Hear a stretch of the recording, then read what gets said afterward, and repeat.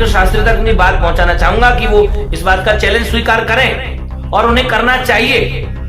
समस्त हिंदुओं की जो आस्था का विषय आप बने हुए हैं धीरेन्द्र शास्त्री बागेश्वर धाम वाले, उन्हें श्याम मानव के चैलेंज को वो श्याम मानव जैसा कहें ऐसा चैलेंज उन्हें स्वीकार करना चाहिए और करना चाहिए। और जहां तक बात हमारे हिंदू धर्म की होगी, वहां हम सब सनातनी एक साथ एकजुट होकर के खड़े हुए हैं। देखिए, आपका शुभ नाम क्या है महोदय? शशिकांत शुक्ला मेरा नाम है। लगता है कि शायद आप हिंदूवादी नहीं है। देखिए, भारत के संविधान में गुरुजी ऐसा कहीं नहीं लिखा है कि आपको भारत का नागरिक होने के लिए किसी जाति या किसी धर्म का वादी होना पड़ेगा। तो मैं भारत के संविधान को ही मानता हूँ और संविधान के हिसाब से ही चल रहा हूँ। श्याम मानव जी कहेंगे तो हम बिल्कुल चैलेंज एक्सेप्ट करेंगे और जो हमसे हो सकेगा वो कहेंगे। ठठरी बंधे और मर जाना, बाप मर गौ तो का, और जब कहाँ गौ तो, ये सब बातें हमारा बुंदेलखंड बहुत चर्चा का विषय है। और बुंदेलखंड में राजा महाराजा संत लोग रहे हैं और उन्होंने ऐसी भाषा का कभी उपयोग नहीं किया।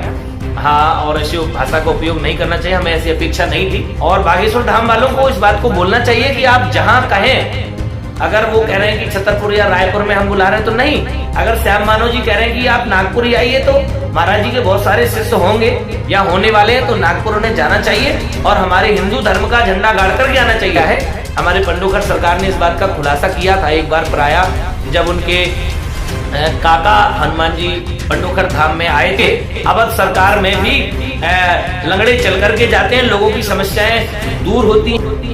नमस्कार, मैं हूं शशिकांत शुक्ला और आप देख रहे हैं जनता वाणी न्यूज नेटवर्क का खास कार्यक्रम पूछता है इंडिया। साथियों, बागेश्वर धाम सरकार के मुद्दे पर लगातार देश भर में सोशल मीडिया और मेन स्ट्रीम मीडिया के माध्यम से अफवाहों का एक दौर चला और बागेश्वर धाम सरकार को बदनाम करने के लिए कई अलग अलग संस्थानों के माध्यम से मुहिमें भी चलाई गईं।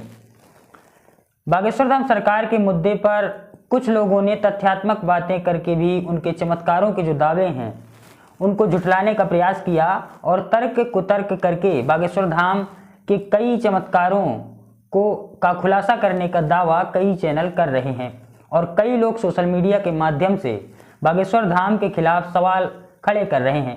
और बागेश्वर धाम सरकार के जो पीठाधीश्वर हैं धीरेन्द्र कृष्ण शास्त्री, उनके खिलाफ भी लगातार सोशल मीडिया और मेन स्ट्रीम मीडिया के माध्यम से सवालों का दौर जारी है।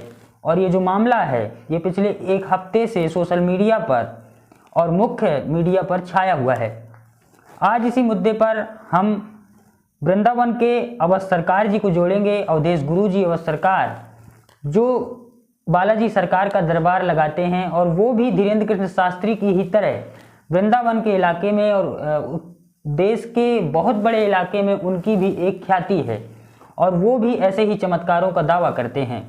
ऐसे ही अवधेश गुरु जी अवध सरकार आज हमारे साथ जुड़ेंगे। हम उनसे पूछेंगे कि बागेश्वर धाम सरकार पर जो सवाल खड़े किए जा रहे हैं उनमें आखिर कितनी सच्चाई है और अवध सरकार का स्टैंड क्या है बागेश्वर धाम सरकार के धीरेन्द्र कृष्ण शास्त्री के खिलाफ जो एक सोशल मीडिया के माध्यम से और मुख्य मीडिया के माध्यम से एक चल रहा है, प्रचार चल रहा है, उस पर अवध सरकार का क्या स्टैंड है।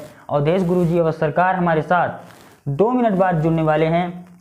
तो अवध सरकार जी के जुड़ने से पहले हम आपको कई बातें बताना चाहते हैं। पिछले दिनों धीरेन्द्र कृष्ण शास्त्री जो बागेश्वर धाम सरकार के पीठाधीश्वर हैं, महाराष्ट्र के नागपुर में उनकी 9 दिवसीय कथा थी और वो 7 दिन की कथा करके लौट के बाद बागेश्वर धाम के पीठाधीश्वर धीरेन्द्र कृष्ण शास्त्री के खिलाफ सवालों का दौर चला। दरअसल मामला ये हुआ कि अखिल भारतीय अंधश्रद्धा निर्मूलन समिति के अध्यक्ष श्याम मानव ने उन्हें चैलेंज किया था कि हम आपके सामने जो चैलेंज रखेंगे आपको वो एक्सेप्ट करना है और उसके लिए आपको 30 लाख रुपए का पुरस्कार दिया जाएगा। लेकिन धीरेन्द्र कृष्ण शास्त्री 9 दिन की रामकथा को छोड़कर 7 दिन में ही वापस आ गए। अब धीरेन्द्र कृष्ण शास्त्री की तरफ के जो समर्थक हैं उनका कहना है कि 7 दिवसीय कथा का आयोजन पहले से तय था, लेकिन जो अखिल भारतीय अंधश्रद्धा निर्मूलन समिति की ओर के लोग हैं या जो बागेश्वर धाम सरकार के खिलाफ मुहिम चलाने वाले लोग हैं, उनका कहना है कि धीरेन्द्र कृष्ण शास्त्री का भांडा फूट न जाए इसलिए वो ये कथा छोड़कर बीच में ही भाग आए। तो अब हमारे साथ अवध सरकार जी उत्तर प्रदेश के मथुरा वृंदावन से सीधे लाइव जुड़ गए हैं। अवध सरकार जी, बहुत बहुत स्वागत है आपका जनता वाणी पर।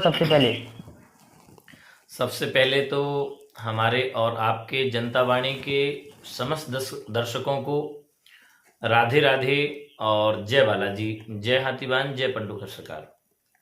जी अब सरकार अब सरकार जी, अब ज़्यादा समय हमारे पास नहीं है, तो सीधे सवालों का सिलसिला शुरू करते हैं। जी जी, आप अपने सवाल बिल्कुल कर सकते हैं। जी, अब सरकार जी, बागेश्वर धाम के बारे में आप क्या जानते हैं? सबसे पहले तो हमें ये बताइए कि जो बागेश्वर धाम है छतरपुर जिले के गढ़ा गांव में बागेश्वर धाम, हमने उनके साथ आपकी कुछ तस्वीरें भी देखी हैं जो बगल में हम चला रहे हैं। बागेश्वर धाम सरकार के बारे में आप क्या जानते हैं और उनसे कितने परिचित हैं? बागेश्वर धाम से और धीरेन्द्र कृष्ण शास्त्री से आपका क्या परिचय है? देखिए, यूँ तो आज के दौर में बागेश्वर धाम और धीरेन्द्र कृष्ण शास्त्री के विषय में किसी से भी पूछिए, बच्चे से भी पूछिए, तो वो भी जानकारी रखता है जी। लेकिन ये जानकारी किसी को नहीं है कि वो धीरेन्द्र कृष्ण शास्त्री से बागेश्वर धाम के पीठाधीश्वर कब बन गए। और जितना आप उन्हें जानते हैं सोशल मीडिया के माध्यम से, उतना ही हम जानते हैं। एक कार्यक्रम के दौर में श्रीधाम वृंदावन महाराज जी आए थे। उस दौरान हमारी बड़े ही शालीनता से उनकी मुलाकात हुई थी और हम भी नतमस्तक हुए थे हनुमान जी के चरणों में, मित्र भाव से, एक गुरु भाई के भाव से। बस उतना ही हम जानते हैं जितना आप जानते हैं कि वो पर्चा लिखते हैं, लोगों के कष्ट दूर होते हैं। बस इतना ही हमारा परिचय है और ज़्यादा परिचय नहीं। वो भी पर्चा लिखते हैं, कैसे लिखते हैं, कब लिखते हैं, कब लिख के रख लेते हैं, ये भी हमें नहीं पता। और मीडिया के द्वारा पता लगता है कि वो पर्चा लिखते हैं और लोगों के काम हो जाते हैं। इतना ही परिचय धीरेन्द्र कृष्ण शास्त्री से है। पर्सनल हमारा कोई उनसे परिचय नहीं है। हाँ, पूर्व में 1-2 बार उनसे फ़ोन में हमारी बात भी हुई है और कोरोना काल में जब उन्होंने कन्या विवाह और यज्ञ रखा था, उस टाइम पे हमारी उनसे मुलाकात भी हुई थी और कुछ तस्वीरें भी हमारी ली हुई थी उस टाइम पे। और हम उनके यहाँ गए थे, उनसे मिलने गए थे और उनसे मुलाकात भी हुई थी। उसके बाद फ़ोन से बातें होती रही, पर्सनल कभी मिलना नहीं हुआ। जी अच्छा, अब सरकार जी, आप भी एक उसी तरह का पर्चा बनाने वाला और दिव्य दरबार लगाने का काम करते हैं। अब सरकार जी, सबसे पहले तो वो तो बात का विषय है, हम आपसे उस विषय पर भी सवाल जरूर करेंगे, लेकिन उससे पहले हमारा सवाल आपसे है कि बागेश्वर धाम पर जो लगातार अंधविश्वास फैलाने के जो आरोप लग रहे हैं, बागेश्वर धाम सरकार के जो पीठाधीश्वर है धीरेन्द्र कृष्ण शास्त्री, आपने भी सोशल मीडिया में देखा होगा जी कि जो उनके ऊपर आरोप लग रहे हैं, उसमें आपको कितनी सच्चाई दिख रही है? क्या वो अंधविश्वास फैला रहे हैं या आपको क्या लगता है? देखिए, सर्वप्रथम तो धीरेन्द्र कृष्ण शास्त्री एक शास्त्री हैं और कथा का काम कर रहे हैं। और कथा अंधविश्वास फैलाना नहीं होता है। कथा लोगों को जागृत करती है, कथा लोगों को मंथन कराती है और लोगों को व्यथा से छुड़ाती है। कथा लोगों की व्यथा से ही छुड़ाती है कथा। और जब लोग कथा सुनते हैं तो उनके मन में श्रद्धा जगती है, अंधविश्वास कहीं नहीं जगता। हाँ, अगर वो दरबार लगाते हैं और अगर उस दरबार से किसी का कमर दर्द या किसी की समस्या या किसी का निदान हो जाता है तो उसे अंधविश्वास नहीं कहेंगे। अंधविश्वास वह है कि आपसे कहे जाओ कुआं में गिर जाओ, आप बच जाओगे, तो ये अंधविश्वास है कि आप कुआं में क्यों गिरने गए, आपको पता नहीं था। तो बागेश्वर धाम के पास में जो लोग जाते हैं, पर्चा बनवाने जाते हैं या किसी भी कारण जाते हैं, उनका अगर कोई काम हो रहा है तो वो अंधविश्वास नहीं है। वो सबसे पहले तो एक सनातनी है, हिंदू हैं, ब्राह्मण हैं, शास्त्री हैं, संतों का सम्मान करते हैं, समस्त भक्तों का सम्मान करते हैं। और पूर्व में आज धीरेन्द्र शास्त्री है। मैंने कई बार कहा है लोगों से कि आपके पास गरीब होंगे तो कोई जानेगा नहीं, मेहनत करेंगे तो लोग हंसेंगे, और तीसरा है कि जब आप बड़े हो जाएंगे तब आपके पास धन आ जाएगा, ख्याति आ जाएगी, पैसा आ जाएगा और परमात्मा की आप पर असीम अनुकंपा हो जाएगी। तो लोगों का क्या है, लोग जलने लगेंगे, गाली भी देने लगेंगे, गलत कमेंट भी करने लगेंगे। क्योंकि जो हमारे धर्म में ऐसा है, हमारे हिंदू धर्म में अगर कोई महाराज, कोई संत, कोई शास्त्री आगे बढ़ता है और लोगों के लिए अच्छा काम करता है तो उसके लिए लोग बहुत कुछ करते हैं, छीना झपटी करते हैं, गलत कमेंट करते हैं, गलत बोलते हैं। तो ऐसा ही अंधश्रद्धा निर्मूलन के जो श्याम मानव जी हैं वो कर रहे हैं।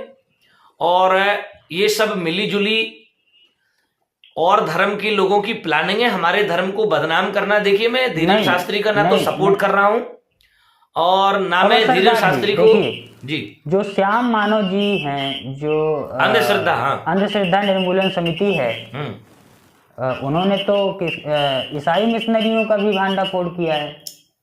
हाँ तो बिल्कुल ईसाई सिर्फ मिशनों ऐसा का नहीं है कि वो सिर्फ हिंदू धर्म के पीछे पड़े हैं या उनके साधु संतों के पीछे पड़े हैं। हाँ आपने बहुत अच्छी बात कही, लेकिन उनका हमने कभी ये खबर नहीं सुनी कि हमने कब ईसाइयों का आपने भंडाफोड़ किया, कभी आपने मुसलमानों का भंडाफोड़ किया। लेकिन हमारा धर्म जो है आज का नहीं है। कभी आपने और किसी धर्म के बारे में सुना उनसे, श्याम मानव जी से, कि उन्होंने किसी धर्म गुरु को बोला हो और किसी धर्म गुरु को बोला हो? हमारे में यही विडंबना है कि हमारे धर्म वाला कोई व्यक्ति अगर अच्छा काम करना चाहता है तो उस पर उंगली उठा करके और अपनी राजनीति चमकाना, अपने आप को दिखाना। श्याम मानव जी पूर्व में ही हमारे पूज्य सदगुरुदेव भगवान पंडोखर सरकार को चैलेंज करने की बात कही, तो हमारे पंडोखर सरकार ने 5 नहीं 20 सवालों का कहा, 50 कहा कि आप आइए पंडोखर धाम आइए और अगर आप अपने स्थान पर चाहते हैं तो दरबार लगाइए। मैं उनका जवाब देता हूं। अब आपकी बात मैं ले लेता हूं कि ये हिंदू और मुसलमान या ईसाई मिशनरियों की बात नहीं है। मैं इसमें एक बात अपनी एक जोड़ना चाहूंगा कि उन्होंने अगर दावा किया है तो इस बात में कितनी सच्चाई है कि वो कथा छोड़ करके भाग गए। क्या उनका कोई श्याम मानव जी का प्रतिनिधि मंडल महाराज जी के शिष्यों से मिला था? बागेश्वर धाम वाले धीरेन्द्र शास्त्री से मिला था? अगर मिला था तो धीरेन्द्र शास्त्री ने उनके लिए क्या कहा? यह विषय जब तक उजागर नहीं होगा, जब तक धीरेन्द्र शास्त्री इस पर बयान नहीं देंगे। हाँ, और इस बात को भी मैं मानता हूं कि जो बागेश्वर धाम वाले शास्त्री जी ने जो बात कही है, जो गाली गलौज की सभ्यता हमारे धर्म में नहीं है, और किसी का ठठरी बंधे और मर जाना, बाप मर गौ तो का, और जब कहाँ गौ तो, ये सब बातें हमारा बुंदेलखंड बहुत चर्चा का विषय है। और बुंदेलखंड में राजा महाराजा संत लोग रहे हैं और उन्होंने ऐसी भाषा का कभी उपयोग नहीं किया। हाँ, और ऐसी भाषा का उपयोग नहीं करना चाहिए, हमें ऐसी अपेक्षा नहीं थी। श्याम मानव जी को उनके ही जवाब में उन्हें उत्तर देना चाहिए। जब आपके पास शक्ति है तो उसका मुकाबला करने में हमें डर किस बात का? बिल्कुल। और बागेश्वर धाम वालों को इस बात को बोलना चाहिए कि आप जहां कहें, अगर वो कह रहे हैं कि छतरपुर या रायपुर में हम बुला रहे हैं तो नहीं, अगर श्याम मानव जी कह रहे हैं कि आप नागपुर ही आइए तो महाराज जी के बहुत सारे शिष्य होंगे या होने वाले हैं, तो नागपुर उन्हें जाना चाहिए और हमारे हिंदू धर्म का झंडा गाड़ करके आना चाहिए। और इस बात को अगर बागेश्वर सरकार नहीं स्वीकार करें, देखिए बागेश्वर सरकार, हम बार बार कहते हैं लोगों को, मैं बताना चाहूंगा कि वहां एक हनुमान शंकर जी की प्रतिमा है, उनका नाम बागेश्वर है। इस बात पर भी आप गौर करिएगा कि जो शंकर जी की प्रतिमा जो पूर्व में स्थापित की गई है उसका नाम बागेश्वर है, और उसके ही द्वारा बागेश्वर हनुमान जी का भी नाम फिर वो बागेश्वर पड़ गया है। हमारे पंडोखर सरकार ने इस बात का खुलासा किया था एक बार प्राय, जब उनके काका हनुमान जी पंडोखर धाम में आए थे और तारा देवी का दरबार चलाने वाले दिनेश गर्ग ने जब बात पूछी थी कि उनका परिवार बहुत परेशानी में है, तब महाराज जी ने सारी हिस्ट्री उनकी बताई थी। आपसे मैं ये कहना चाहता हूँ। जी। अच्छा अवध सरकार जी, आप भी दिव्य दरबार लगाते हैं, पर्चा लिखते हैं जी, लोगों की समस्याएं ठीक करने का दावा आपके दरबार में भी किया जाता है जी। तो क्या आप श्याम मानव का चैलेंज एक्सेप्ट करते हैं? क्या आप श्याम मानव का चैलेंज एक्सेप्ट करेंगे अगर वो आपको चैलेंज करते हैं तो? देखिए, अगर श्याम मानव जी हमें बोलते हैं एक्सेप्ट करने के लिए, हालांकि हम इस बात से ना तो बचना चाहेंगे और ना कुछ कहना चाहेंगे। अगर श्याम मानव जी कहेंगे तो हम बिल्कुल चैलेंज एक्सेप्ट करेंगे और जो हमसे हो सकेगा वो कहेंगे, जो हमसे लिख सकेगा, जो परमात्मा की कृपा से, गुरु कृपा से, बालाजी की कृपा से, श्री गोवर्धन नाथ महाराज की कृपा से, पंडोखर सरकार हाथीवान महाराज की कृपा से जो हमें प्रबोधित होगा वो लिखेंगे। श्याम मानव जी क्या कहते हैं, क्या करते हैं, हमें नहीं पता। कोई भी व्यक्ति अंधविश्वास नहीं फैलाता, और मैं ऐसे व्यक्तियों से भी कहना चाहता हूं, धर्म के लोगों से भी कहना चाहता हूं कि अंधविश्वास नहीं फैलाना चाहिए। विश्वास में और अंधविश्वास में बड़ा फर्क होता है। देखिए एक कहानी बताता हूं। आपने कई बार सुना होगा कि मन चंगा तो कठौती में गंगा। जी। एक जूता सिलने वाले ने सिलता था और उसी कठौती में गंगा जी को प्रकट होना पड़ा। वो हमेशा कहता था। तो क्या ये अंधविश्वास था या विश्वास था? उसका विश्वास था कि अगर मैं प्रसन्न रहूंगा और माँ गंगा को बुलाऊंगा तो वो मेरी माँ है, वो आएगी। तो ऐसा ही हम करते हैं कि हम किसी को नियम बताते हैं, और वो नियम हमारे पूज्य पंडोखर सरकार भी यही नियम बताते हैं। अवध सरकार गोवर्धन योगिनी पीठाधीश्वर के नाते हम आपको ये बात कह रहे हैं कि हम लोग भी जब पर्चा लिखते हैं तो बस यही कहते हैं कि आपका ये मंत्र पढ़ लीजिए, ऐसा कर लीजिए, बालाजी कृपा करेंगे। और बालाजी कृपा करते हैं। हम कोई चमत्कार करने का दावा नहीं करते हैं, ना हम कोई चमत्कार करते हैं। हाँ, है प्रसिद्ध जगत उजियारा, हनुमान जी हमेशा से चमत्कार करते आए हैं, चमत्कार करते हैं, करते थे और करते रहेंगे। अवध सरकार में भी लंगड़े चल करके जाते हैं, लोगों की समस्याएं दूर होती हैं। ये विषय में अपना नहीं लगाऊंगा, लेकिन हाँ, दरबार श्री धाम गोवर्धन में लगता है श्री पूज्यपाद हाथीवान महाराज की कृपा से, श्री पूज्यपाद सदगुरुदेव पंडोखर सरकार की कृपा से, पूज्यपाद चतुर संप्रदाय श्री महंत सांवरिया बाबा की कृपा से यहाँ भी दरबार लगता है और यहाँ भी लोग ठीक होते हैं। जी जी। अवध जी, पंडोखर धाम सरकार में आपकी बड़ी आस्था है जी। इतनी गहरी आस्था क्यों है? पंडोखर धाम सरकार में आपकी इतनी गहरी आस्था क्यों है? देखिए, आपका शुभ नाम क्या है महोदय? शशिकांत शुक्ला मेरा नाम है सर। शशिकांत शुक्ला जी, बहुत अच्छी डिबेट कर रहे हैं आप और अच्छा काम कर रहे हैं, शायद लोगों तक बात पहुंचा रहे हैं। और मुझे लगता है कि शायद आप हिंदूवादी नहीं है। मैं एक भारत का नागरिक हूँ, लोकतंत्र में रहता हूँ और मैं किसी भी धर्म का वादी नहीं हूँ, ना ही मैं किसी भी जाति का वादी हूँ। जी जी जी। मैं भारत का एक स्वतंत्र नागरिक हूँ और उसी के नाते आपसे सवाल कर रहा हूँ। जी जी शुक्ला जी, बहुत अच्छी बात है। हम भी उसी भारत में रहने वाले एक नागरिक हैं। ये विषय अपना अपना हो गया कि कौन किसको मानता है। देखिए, तो भारत के संविधान में गुरुजी ऐसा कहीं नहीं लिखा है कि आपको भारत का नागरिक होने के लिए किसी जाति या किसी धर्म का वादी होना पड़ेगा। तो मैं भारत के संविधान को ही मानता हूं और संविधान के हिसाब से ही चल रहा हूं। बहुत सुंदर, बहुत सुंदर। आपको साधुवाद और परमात्मा में आपकी प्रेरणा हो और कृपा हो।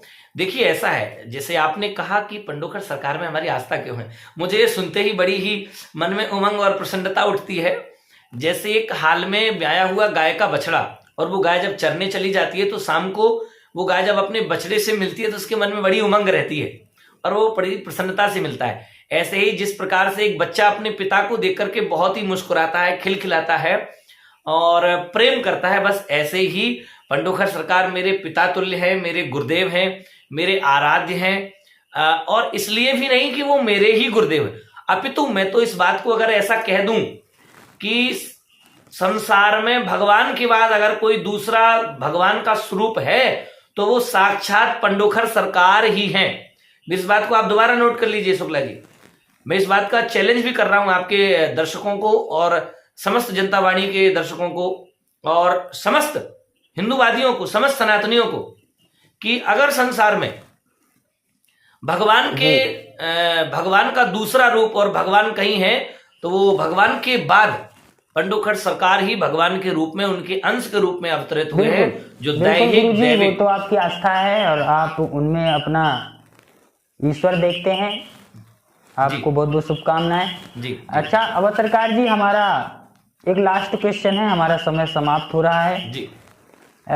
अवध सरकार जी, लास्ट क्वेश्चन यही है कि धीरेन्द्र कृष्ण शास्त्री के खिलाफ लगातार सोशल मीडिया और मीडिया के माध्यम से कहा जा रहा है कि वो अंधविश्वास फैला रहे हैं और उनके एक प्रकार से उनका एक दौर चल रहा है उनके भांडाफोड़ का और उनके खिलाफ षड्यंत्रों का भी कह सकते हैं आपकी भाषा में। तो हम क्या माने कि अवध सरकार जो है वो धीरेन्द्र कृष्ण शास्त्री के खिलाफ है या उनके साथ खड़े हैं? नहीं, देखिए, अगर धीरेन्द्र कृष्ण शास्त्री की कोई और बात होती तो हम उनके खिलाफ हो सकते थे, लेकिन ये मामला जो है हमारे सनातन का है, हमारे संतों का है, हमारी आस्था का विषय है और हमारे आराध्य पर उंगली उठाई जा रही है सीधा सीधा। तो हम ना तो धीरेन्द्र कृष्ण शास्त्री के साथ हैं और ना उनके खिलाफ हैं। हम तो धर्म के साथ हैं, सनातन के साथ हैं, सनातन के साथ रहे हैं और सनातन के साथ ही रहेंगे, ना हम धीरेन्द्र कृष्ण शास्त्री के साथ हैं। अगर हाँ सनातन की कोई बात है तो हम धीरेन्द्र कृष्ण शास्त्री के साथ हैं। और चैलेंज की बात जो श्याम मानव जी ने की है वो पंडोखर सरकार ने स्वीकार की है, पूज्यपाद गुरुदेव भगवान ने, तो श्याम मानव को वहां जाना चाहिए। अगर धीरेन्द्र कृष्ण शास्त्री इस बात का चैलेंज नहीं स्वीकारते हैं तो मैं इस बात में धीरेन्द्र कृष्ण शास्त्री तक अपनी बात पहुंचाना चाहूंगा कि वो इस बात का चैलेंज स्वीकार करें और उन्हें करना चाहिए। समस्त हिंदुओं की जो आस्था का विषय आप बने हुए हैं धीरेन्द्र कृष्ण शास्त्री बागेश्वर धाम वाले, उन्हें श्याम मानव के चैलेंज को वो श्याम मानव जैसा कहें ऐसा चैलेंज उन्हें स्वीकार करना चाहिए और करना चाहिए। और जहां तक बात हमारे हिंदू धर्म की होगी वहां हम सब सनातनी एक साथ एकजुट होकर के खड़े हुए हैं। जय सनातन, जय हिंदू राष्ट्र, और भारत को हिंदू राष्ट्र बनाना है। हम सब संत एक हैं। सनातन के लिए अपने प्राण भी देने पड़े तो प्राणों के लिए हम तैयार हैं। जय बालाजी। जी गुरुजी, बहुत बहुत धन्यवाद। जनता वाणी के इस कार्यक्रम से जुड़ने के लिए आपका बहुत बहुत धन्यवाद। तो हमारे साथ मथुरा वृंदावन से लाइव जुड़े हुए थे जो पशुपैठ गोवर्धन में अपना दरबार लगाते हैं। अब सरकार जी हमारे साथ लाइव जुड़े हुए थे। विश्लेषण यही है कि जो संत समाज है वो कुछ हद तक धीरेन्द्र कृष्ण शास्त्री के साथ भी खड़े हैं और कुछ हद तक जो अंधविश्वासों के खिलाफ हैं और जो ऐसे दरबारों का विरोध करते हैं, जो चमत्कारों का विरोध करते हैं, जो फैक्ट पर बात करते हैं, तर्क कुतर्क करते हैं, वो धीरेन्द्र कृष्ण शास्त्री और बागेश्वर धाम के खिलाफ खड़े हुए हैं। तो अवध सरकार जी ने कह दिया सीधा सीधा कि वो धर्म के साथ हैं, वो ना धीरेन्द्र कृष्ण शास्त्री के साथ हैं और ना ही उनके खिलाफ हैं। तो अवध सरकार जी हमारे साथ जुड़े हुए थे। इस मुद्दे पर हमारी नज़र बनी रहेगी। जो भी अपडेट होगा हम आप तक सबसे पहले पहुंचाने का प्रयास करेंगे। जनता वाणी के इस कार्यक्रम से आप सभी जुड़े, उसके लिए आप सभी का धन्यवाद। जनता वाणी के यूट्यूब चैनल को सब्सक्राइब और फेसबुक पेज को लाइक कर दीजिएगा। नमस्कार, जय हिंद।